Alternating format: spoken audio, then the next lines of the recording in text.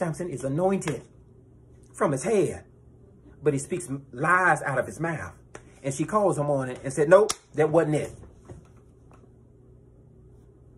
Binding you with ropes, didn't do it. That's a lie.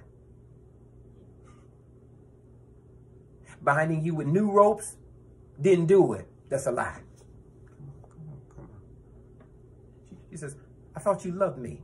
If you love me, empty yourself of you so I can see everything that's connected to you that is the greater power of you that you're keeping from me. And he said, okay, all right, cool. It's my hair that is the anointing on me. But that's a lie. I can't hear nobody. But it says that he drained himself to death and then shared with her because it bothered his soul. So he would make anything to be truth because he knew he couldn't give her God. I can't hear nobody.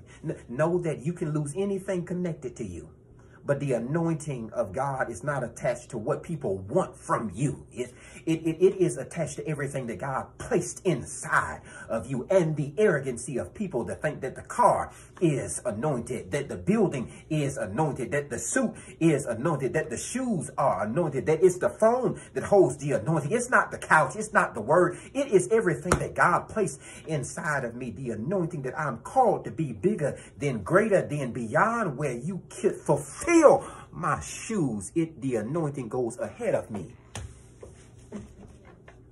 And whether you shave my head, take it from me, whether you push me into a prison place,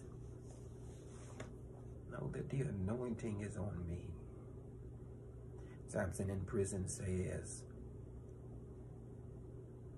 I needed to connect to the David inside of me,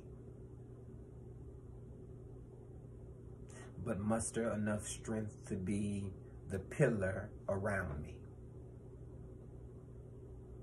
But in the pillar, I still have to be anointed with the hair on top of me and have the strength of Goliath that stands in front of David.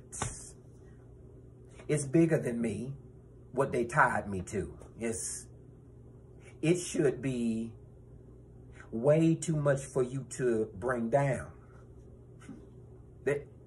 They want to call and text and tell you what may happen.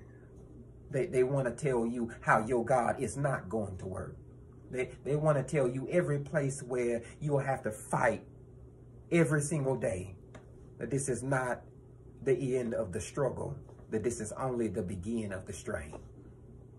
And my God, you have to tap into the Sampson that's anointed with the David who has the voice. Sampson has the strength in his hands, but David don't need hands. He has the strength in his voice. But Sampson can't talk and he can't see because they take out his eyes. But he's anointed from his head. David is a shepherd boy. He's anointed not in his arms, but he's anointed in his voice. David calls out to the giant that stands in front of him, and Sampson holds on to the poles beside him. You have to start speaking to everything that is around you.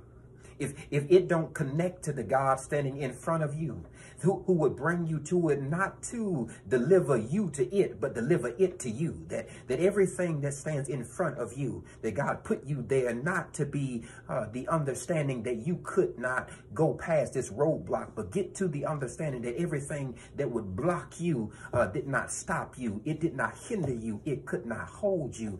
Everything that God placed in front of you, it was determined before you that you could defeat it, that you could overcome it, that you could win through it, that this was the last time. God, I like how they're connected. This was the last time you'll ever face this kind of a fight. My God, that's good.